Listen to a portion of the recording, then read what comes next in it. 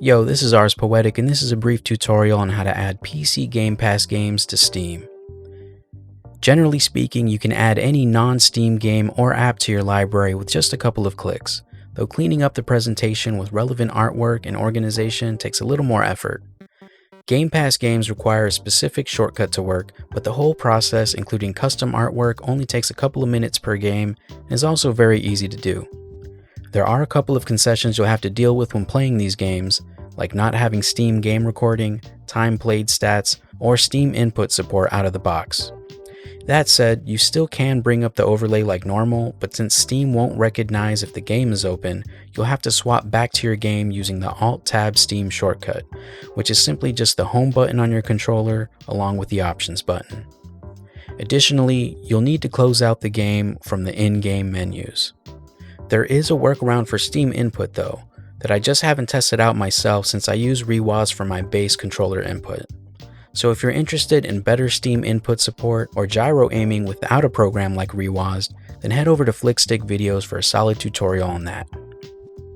Let's get started with locating your game files so we can import them from their exact location. Each Game Pass game can be easily found within the Xbox Games folder on the main hard drive wherever your games are stored. Alternatively, while you have the app open, you can just click the three-dot menu for a game, hit Manage, select Files, and then choose Browse to find exactly where the game folder is.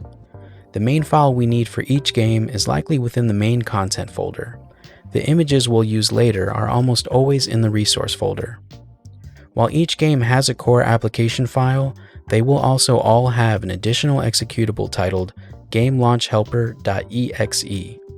For whatever reason, some games only want to launch using this Game Launch Helper, while other games have no issues launching from their own direct executable. With that being the case, my recommendation is to only use the Game Launch Helper file for each game. Once we have that location figured out, now in Steam, you can select Add a Game from the bottom left corner and choose Non-Steam Game. You can use the Browse feature to locate the game launcher file, or paste the path if you copied it from the original location.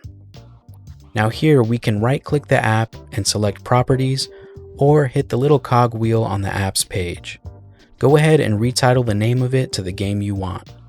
If you like having your games organized into groups, make sure to add these new games to your existing collections, or even create a new one as I did here, so you can easily find your Xbox Game Pass games or other non-Steam titles. All you have to do is right-click the game or select the cogwheel on the games page and add it to whatever collection you'd like. That's the main part done, so you can stop here if you want, since your games will now be officially in your Steam library and you can easily launch them from the big picture mode. But if you'd like to update the artwork for improved aesthetics, that's pretty simple to do as well. Thankfully, our Game Pass games already have artwork we can use for all of the different library images. Navigate to the games folder and you'll find a couple of different icons and a splash screen image. For some games, I reuse the images given here, but for certain titles, I head over to Steam Grid DB to find some additional artwork. You can use animated covers or GIFs that have been converted to PNGs, but I felt the menu slowed down and playback stuttered too much after adding just a couple. That said, I think it does look cool for the recent game view though, and since you can only have one game in that view at a time, it may work well for that. There are 5 types of images to consider for each game, and we're going to go the extra mile so our games always look nice within any context. Unfortunately, you can't edit all of these images at once, and so you'll have to view the game in each context to be able to edit all of the images. Starting off with the main portrait, this is the main game cover that you will see most of the time. The recent view displays your most recently played game, or when you hover over a game in the regular desktop mode. The background image is what displays when you select the game page in your library. The logo appears on the game page along with the background, and its position and size can be adjusted. If you don't edit this, it'll just be the title of the game. Finally, the shortcut icon is within the Properties menu, and this is the icon you will see in your side menu within the standard desktop view.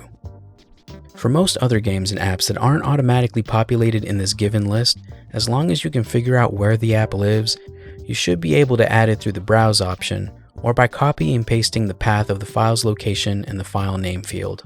The Start In option is just the path of the file without the file itself in the text field.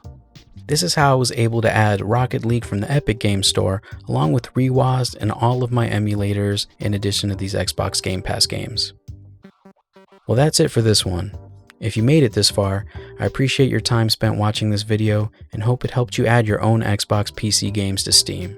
Let us know in the comments if this worked for you or if you have any questions. Check out the channel for more tutorials, reviews, previews, deep dives, and some original music. Be sure to subscribe if you dig the content and give the video a like if it helped you out. If you want to go the extra mile, consider checking out my website and joining my Patreon. This is Ars Poetic, dropping the mic. Peace.